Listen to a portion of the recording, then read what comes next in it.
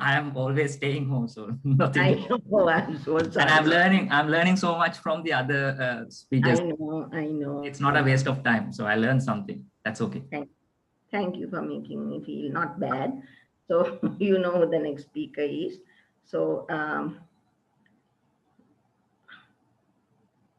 it's we are going to talk about all these, right? So we have Dr. Kaumal here. Today is representing the Colombo Science and Technology Cell as its CEO of our faculty. So he will be talking about citation management, patenting, and prior art search. So over to you, Kaumal. Kaumal. Okay, madam. I'm going to share the screen. I hope you can. Can you see the screen, madam? Yes, we can. Yes, we can. So what I'm going to do is, I don't have a presentation. I'm going to show you through my computer how we can perform a prior art search and how we can collect information and manage information relevant to a research work. The main issue when we're collecting information for a research work, we only collect information from journals or from books. But remember, most of the novel work or most of the recent work published as patents. So remember, usually the scientists say 40% to 50% information published as journals and books. Other 50% or more than 50% published or exist as patent documents. The reason is many industries, they never want to publish their work as a journal, a paper, or a book. They always keep their knowledge and information as patent documents. So whenever you perform a prior art search or whenever you perform a literature search, make sure you do the search both in Google Scholar or any other journal database plus a patent database. So what are the patent databases you can access? So I'm going to show you a few. One is this EPSnet, or this is run by European Patent Office. Europe work as a one entity. So they have one database run by all the European countries under this European Union. So this is a one database you can access. And the other one is Patent Scope. The Patent Scope is run by WIPO, World Intellectual Property Office. So all the things published under WIPO can be found, plus other documents, patent documents can be found in this database. But both these databases, they are really good. They are really advanced in terms of technology. But the disadvantage on these two, if you have any Chinese, you remember in China, they publish their patents in Mandarin or Cantonese, not in English. Korean patents, German patents, maybe Japanese patent, they publish their work in their own language.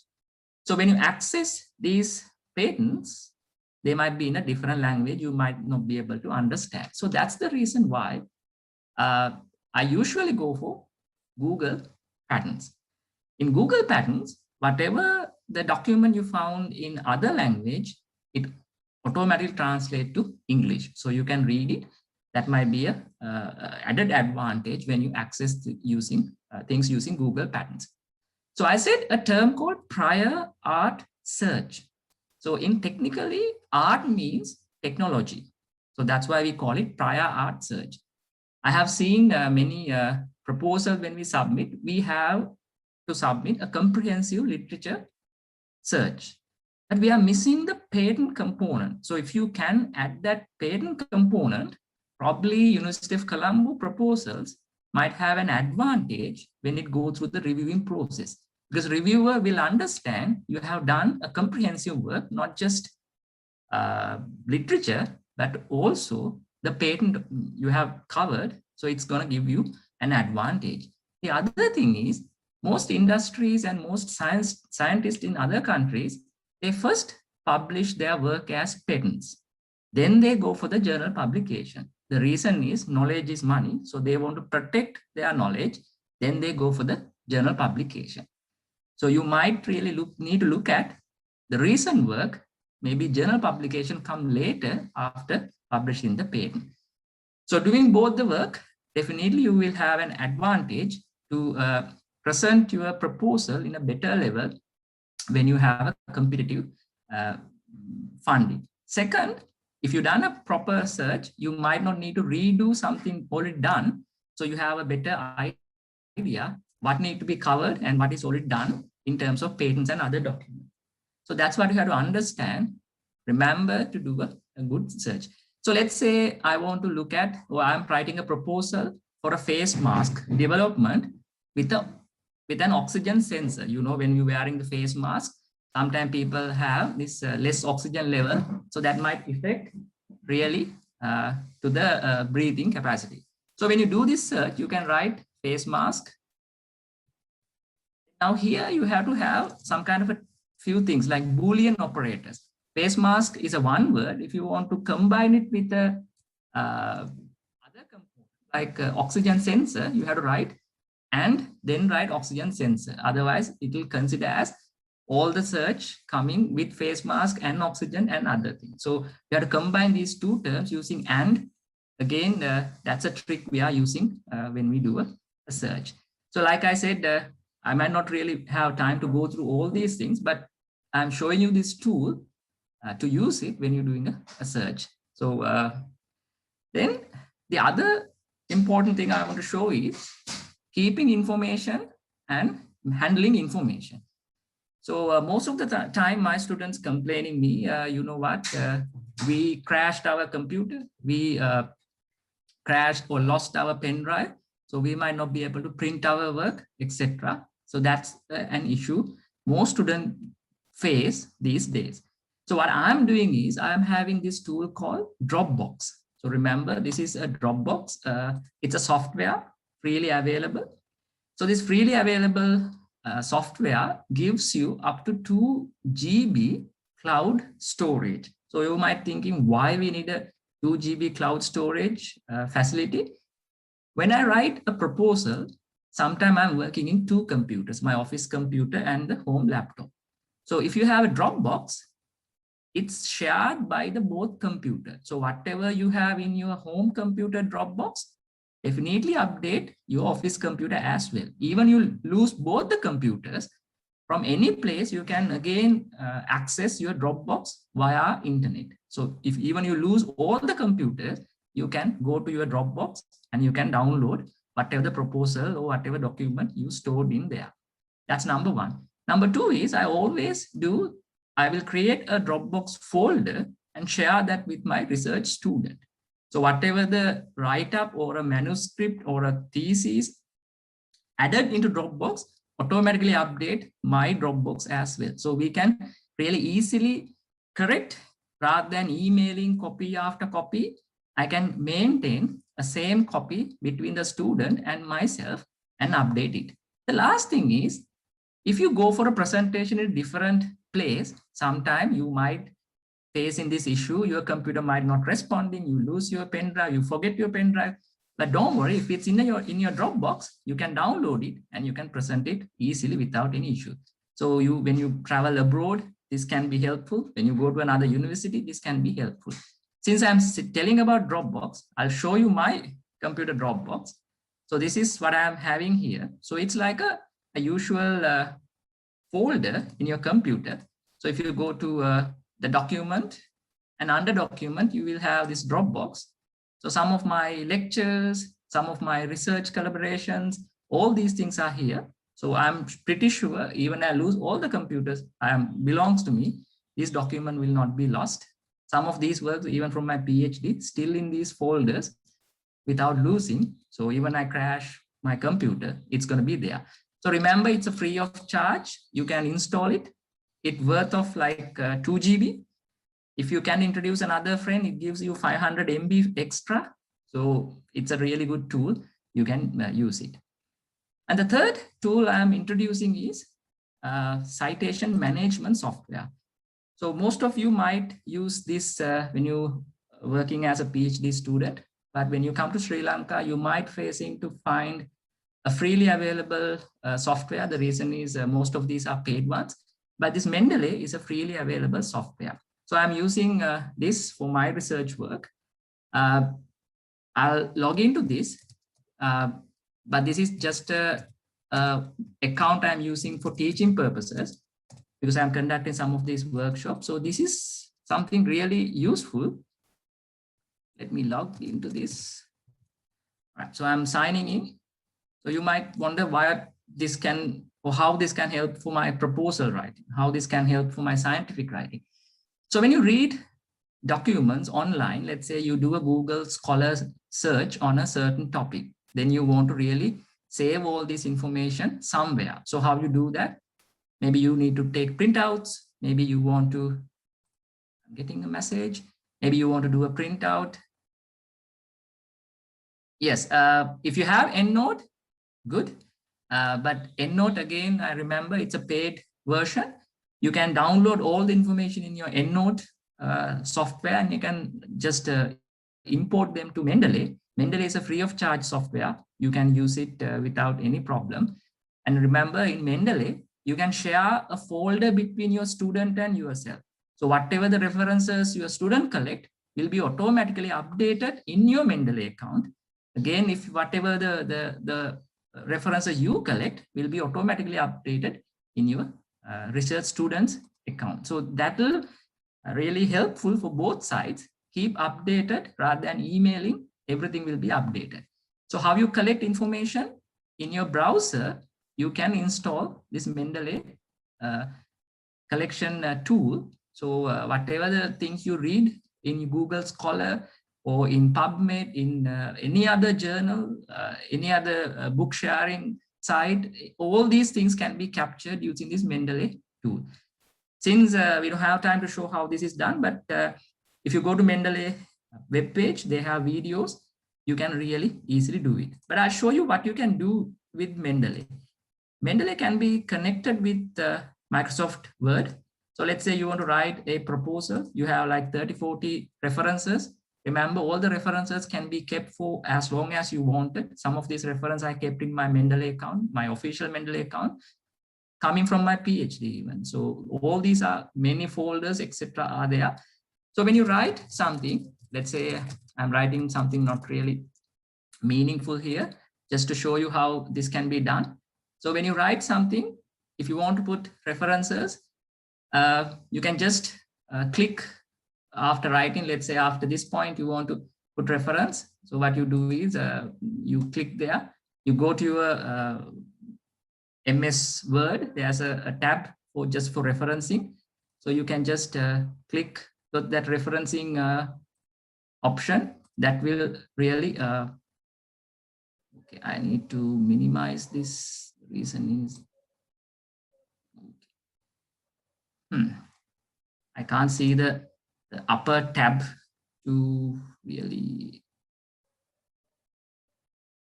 okay. The upper tab is covered by this Zoom.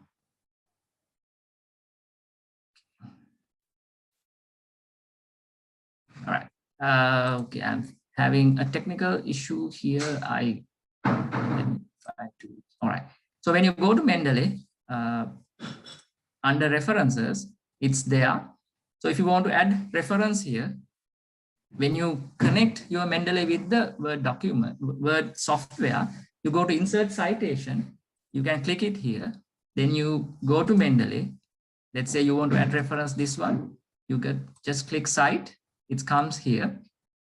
So the advantage using Mendeley is, let's say in your thesis, you have 40 references. Your supervisor asked to add a reference between 3 and 4. So when you're adding a reference between 3 and 4, you have to change all the numbering manually. But if you're using Mendeley, when you add that, all the thing will be changed automatically. So I'll keep writing just to show you what to do with the Mendeley. So I'm adding the second reference. Go to Mendeley. So in that, I will add this.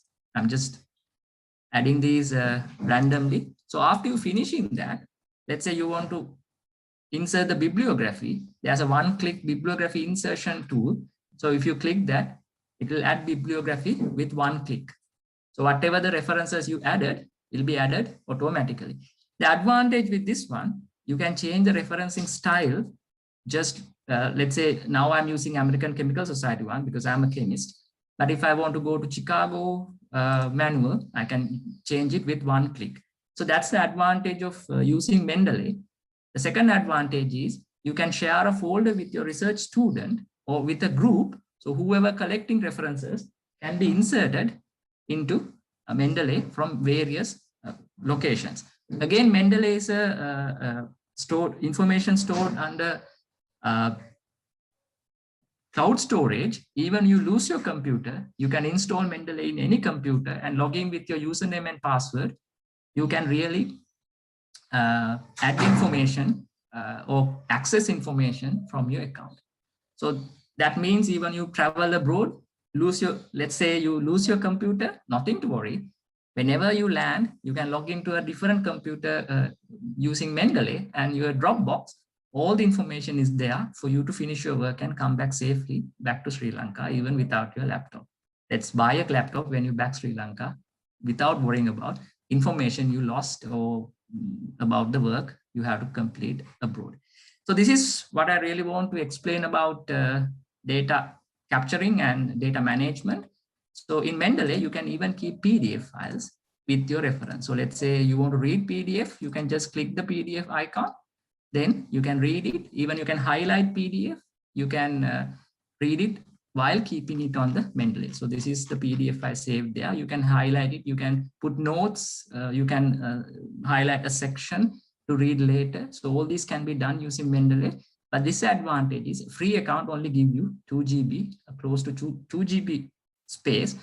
So the number of PDFs can be kept is minimum in the free version. So I have some question. Is Dropbox better than Google Drive? Yeah, Dropbox better than Google Drive. The thing is in Google Drive, sometime accessing, sharing a folder, not really safer sometime. In Google Drive, you have 15, but in Google Drive, it might not give you that option like updating from both places, like in your phone, any places. Again, you have to log in with your Gmail email account. So leaving your Gmail email account logged might not be really good thing, but Mendeley is a different logging. You have 2 different logins. So can be kept separately from the other work. And again, both work same manner, but Dropbox have some extra features compared to Mendeley. When you use it, I feel a little comfortable keeping everything in my email account, leaving the email account open. In my computer, I usually don't do that. So that advantage is there. Both work similar manner, but Mendeley have some features different to Google Drive. All right, so that's gonna finish the information management and those components. The last component is, many of you might ask, what is IP rights? So IP means intellectual property right. So why you perform a research? For 2 purposes. Number 1, to create knowledge. Knowledge can be new scientific rules or new scientific laws. That can be the information you are creating. The second component of the information is some kind of a new product or some kind of a new process. So when you have some kind of a new product or a process, has some kind of a value. Value in the sense, some monetary value, some money involves there. So when you create that kind of a knowledge, you should protect it, and that protection will give you some benefits. So that benefit should be captured as a scientist. So that's what you really must do.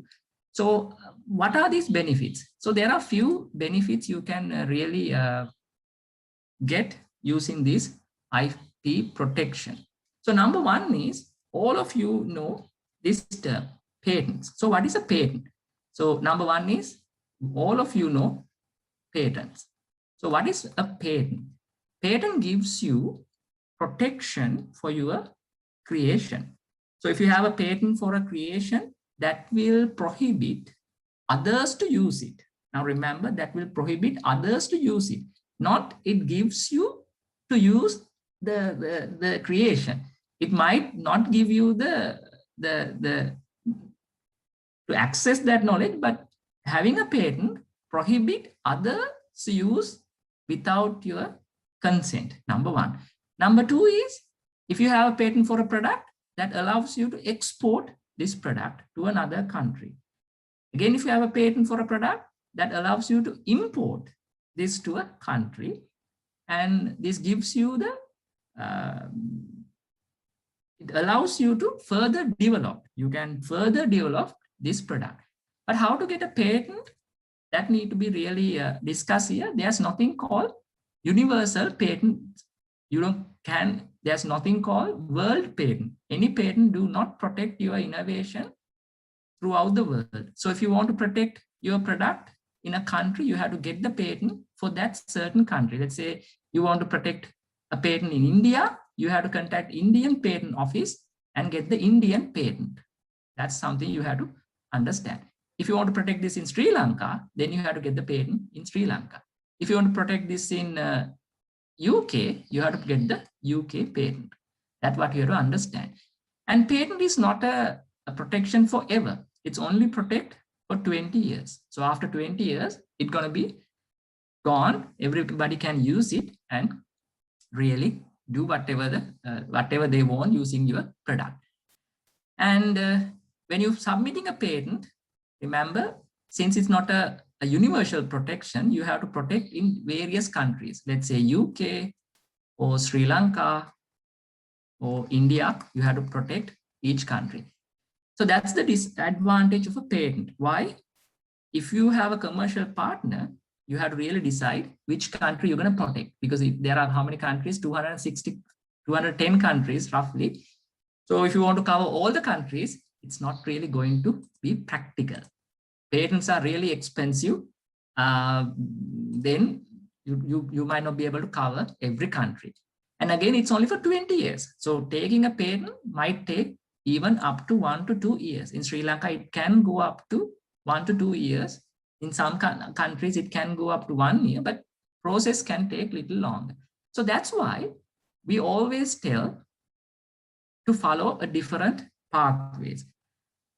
Number one, before we get a patent, what we do is we really try to cover a different route. We have something called PCT. So PCT means a treaty that allows us to file an application to the World Intellectual Property Office. So when we file a PCT application to the WIPO, WIPO will do a search and let us know whether this can be patent or not. So when WIPO tell this, within 18 months, they will never reveal any of this information to anybody else. So you have up to 18 months to do whatever you want. Maybe you can contact a commercial partner and tell, we have this kind of innovation, can we commercialize? So you have up to 18 months to talk about this without any issue. After 18 months, if they accept your application from the beginning, you have 31 months to file a patent in any other country. So you have up to 31 months to decide which country you're going to cover. Let's say you develop a high-tech product. So you don't need to cover all the countries. You can cover USA and India, Japan and Korea, some of these leading markets, to make sure that markets are covered means your product can be sold without any issue in major markets. So you have up to 31 months to file individual patents in different countries. So rather than going for various countries, after 31 months or within 31 months, I'm deciding to go for UK, USA, and India. So this will really reduce the expense you have to go for the patenting process. But if you go for individual patenting for a highly valuable product, it's not really practical. So that's why we're avoiding individual patenting in any other country. So in patenting, that's the major lesson you have to understand beginning. And what you can patent. Remember, not everything can be patented. So in Sri Lanka, there are some limitations. So before we discuss this, let's look at what you can patent in Sri Lanka or in any other country. So to get a patent, there are a few things need to be satisfied. Number one, it should be novel. What is novel? It should be a new thing, never exist before. Number one. That's number one requirement. Number two requirement, there should be an innovative step. There should be an innovative step. So what is an innovative step? Sometimes we have, let's say, two chemical compounds, one having, let's say, antioxidant properties, other one having, let's say, antiviral or antibacterial property. So antioxidant and antiviral properties are there. So how you, let's say, antiviral and antioxidant. So A compound and B compound. So if you combine A and B into a one product, so all of us know A is antioxidant, B is antiviral. So combining these two should have these two properties. So combining these two, it's not an innovative step because it's obvious for any person with the knowledge, combining these two have these properties. But by combining these two, if you have, let's say, anti-aging property, or if you, let's say, you have anti-cancer property, then it's an innovative step. So the second one is innovative step. Third one is it should be tangible. Whatever your product should be tangible or can be grabbed from your hand. Let's say you have a code for a computer program. It's not patentable. It should go in a different pathway. So if it's tangible, or if you can grab it using your hand, let's say this is your hand, if you can grab it, yes, you can patent this. I will give you a small example to understand all these concepts. Let's say I am producing, I found a plant. So this plant having some chemicals or some secondary metabolites with anti-cancer property, So I'm doing this research work and I'm extracting this and I'm gonna somehow find this chemical compound. But this chemical compound, something not produced by me, this produced by nature. So even though you found this compound from this plant, you are not allowed to patent this compound. Why? It's not belong to me. It's not belong to the humans. It belongs to the nature. So I cannot get patented this compound to benefit myself. So it should be belongs to all the humans or everybody in the world. So this cannot be patented. But if I invented a process to extract this compound, then I can patent this process, but this compound is not belong to me. So how can I make sure this compound belong to me? If I can synthesize this compound in the lab, chemically, artificially, then I can protect this compound. So that's what you have to remember. So you can patent a process. So this is the process. This is the compound. Now compound should have a usage. So usage, let's say anti-aging. To protect the process in Sri Lanka never accept a process. Sri Lanka only accept a process combined with a final product. So if you don't have a final product, a tangible product, a process cannot be patented in Sri Lanka. But in US, in other countries, you can patent even a process, not just a final, without a final product. But in Sri Lanka, you need to have a final product to get the patent. So some come to me and ask when we should apply for the patent. It's not about the applying patent. There are a few rules about applying patent. Before even you plan your research work, you must have a proper prior art search and make sure what you are producing is not really there at the moment. That's rule number one. Rule number two is do not make any communications, any presentations, any paper article, any TV, anything from the outside if you want to patent your work. First file the patent, then you can do any of these. And if you really want to file a patent, we always recommend just when you're conducting research work, come and meet us so that we can really guide you properly. While you do the research work, you don't need a comprehensive information. You need to scientifically prove this is there. For a hypothesis, a patent will never be granted. A patent will be granted when you have scientific evidence and you have to show and you have to prove it's working. So when you write the patent, we try to cover the whole area, but patent office try to minimize the area. So there's a competition between filing organization and the patent office. Patent office try to restrict, we try to expand. So when you file a patent, office will tell back you, no, we can't give you this. That's called office actions. So they tell you again, you need to remove this, but we'll somehow defend it. We'll say, no, we need this, we have this evidence and this and that. So this tug of war might go here and there a few maybe months, even up to an year. Then we come to a conclusion, then they accept what we say, or we have to remove some of the things. That's how it's work. And for computer programs, there's a different way of protecting this. Even Dr. Samir have some of these protection for his softwares.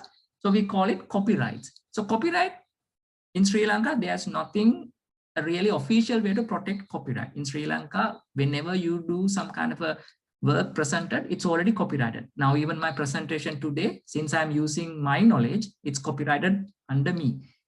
That's how it's worked. But in US and India, we have a different process of getting copyright. So if you have a, let's say, a code, so this is a code I written for a software. So to protect a code in US and India, we have a different process. In India is 5,000 Indian rupees. In US, it's 55 US dollars. But having a copyright advantage, yes, it belongs to you. But if it's a software, then the code is out. Software engineers can really add a tiny bit of changes in the middle, and they have their own code. So most softwares are not really protected under copyright. The reason is after protecting, the code is outside, so somebody can easily hack it or change it easily and convert into a different program. So that's the reason why most of these valuable softwares not protected as a copyright. All right, final advice. Remember this. If you are using university resources, and if you are using, if you are a paid employee of a university, if you are a student using university resources to invent something or create knowledge, that knowledge belongs to University of Colombo. It's not belongs to you. So why you patent? That's the question you might really ask from me. The knowledge is belong to University of Colombo, but the patent document acknowledge you or your team members as inventors. So even you have a US patent, even you have a Sri Lankan patent, the owner of the patent or owner of that knowledge is University of Colombo. That's our employment agreement. According to the IP policy of University of Colombo, everything belongs to University of Colombo. That's number one. Number two is, even you go to a different university or if even you travel abroad, you cannot take this knowledge. So what is the benefit you can get?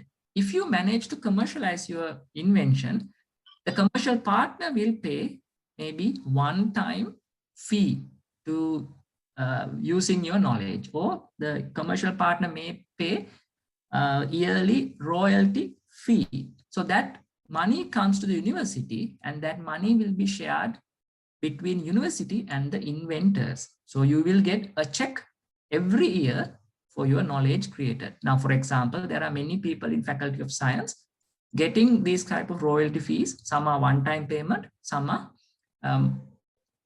yearly payment based on the royalty fee we are getting. So who can help you to get a patent? So that's another question. So Colombo Science and Technology, Faculty of Science, we helping many scientists to protect their work. But my advice is come to us at the beginning, not at the end. So if you come at the beginning, we can give you a proper train, even to the research student or your PhD student, even yourself get a proper training. Then it's so much easy. We can follow stepwise process to get a patent and protect your information. How much it will cost? Usually 10,000 rupees is the cost to get a Sri Lankan patent. But remember, this is only the filing fee. The drafting and etc. can cost so much money, but since you are a Faculty of Science student or a faculty member, we can do it free of charge as a service to the university. But if you go outside, it can cost really high. If you want to file US patent, remember it might cost up to even 3 million for the lawyer fees and etc. but we try to find some other ways of getting cover this fee. But at the moment, we cannot fund you to get a international patent or a PCT. But Sri Lankan patents, we have some money. We can really fund your work to get a Sri Lankan patent without any cost for your research grant. And the last thing is, when you're writing a proposal, include some money for patenting. That shows you are a knowledgeable person about the patent. So in your proposal, you should have a prior art search based on patents and other things. And you should have some money allocated for obtaining patents, targeting a commercial product. And if you not have a proper path to commercialize it, getting a patent is useless. The reason is initial patent only cover your rights for 2 years. Every year you have to pay and renew it, keep under this knowledge is covered. After 2 years, if you don't pay, it will be open to anybody else to, or we call it, the patent is lapsed due to not maintaining, paying a fee. So that's something you have to remember. So there are other some IP rights like industrial design. If you design a box with a beautiful drawing, you can protect it using a IP right called industrial design. The Coca-Cola bottle is an industrial design. Patent only for 20 years. Copyright can go up to 70 years. Even after 70 years, in some countries, it can be protected. Industrial design can go up to ever. Every 5 years, you have to pay money and protect it. Trade secret, again, Coca-Cola is a well-known brand, exists as a trade secret, because if they file a patent after 20 years, their recipe will be known to everyone. But since they keep it as a trade secret, it exists as a trade secret forever. But the disadvantage is, if I somehow crack the recipe by my own without stealing their recipe, then I can also have that trade secret. That's the disadvantage. And there are some other IP rights like trademarks, Coca-Cola logo, McDonald's logo, trademark, and sometimes slogans. Some brands, we connect you always. Some kind of slogan, again, can be protected. So industrial design and trademarks can go up to ever. Every 5 years, we have to renew it.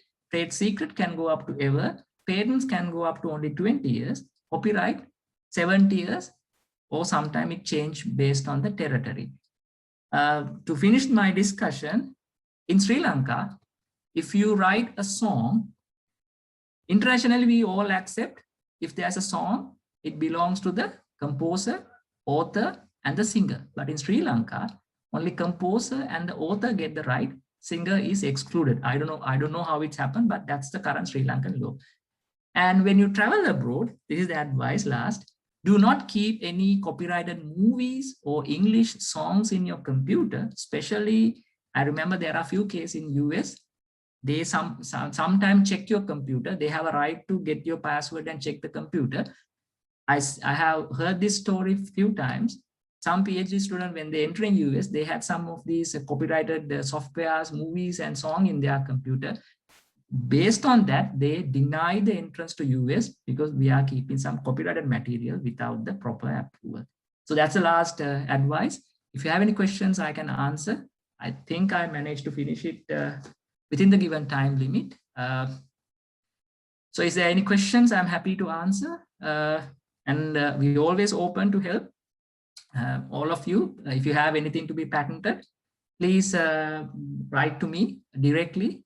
Or you can go to University of Colombo Faculty of Science webpage. There's a special page for Colombo Science and Technology. You can look at our work, and we are filing at least one patent every month. We have many international patents filed. So all these done for benefit to the society, and rights are belong to University of Colombo, and we are helping scientists to protect their knowledge. Knowledge is money. Remember that. Not only publications, you can get patents and you can get some benefits and get the acknowledgement as an inventor when you do it properly. Don't publish first patent, then you can publish. You can do both if you do it in the correct order. I think that's all I have. I try to finish it within the given time frame. And if you have any questions, I'm happy to answer. Some messages are coming. Let's see. All right. Thank you. Thank you so much. Thank you so much.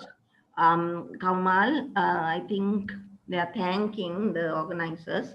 You're most welcome. And I think we will make this a practice every 2 months or so. The research committee can organize such workshops. And if you have any topics that you want us to organize a workshop on, please write to us and we will do the needful. So just one more question. Is Samira there still? Samira, there? Yes, madam. Samira, there's a question for you. Gosh. Somebody wants to know how to get trained in R. Yeah, can they email me? Then I can give further details. So I mean, we can organize workshops if there's a demand. Like there are like 10 or 15 students. I Yes. can of course organize a workshop maybe next week even. Yes. So for like 1 or 2 people, I can give some pointers what to do and those things. Right. Thank you. Thank you. Thank you, Samira. madam. Yeah. Okay. Now I have the very pleasant task of proposing the vote of thanks.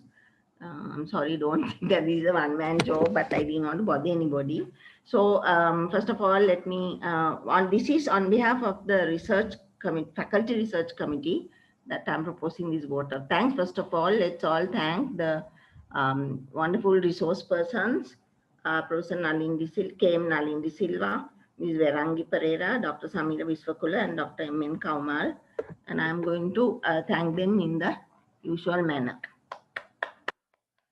So thank you so much for this wonderful, very informative, extremely useful, ice-breaking workshop for the research community of our faculty.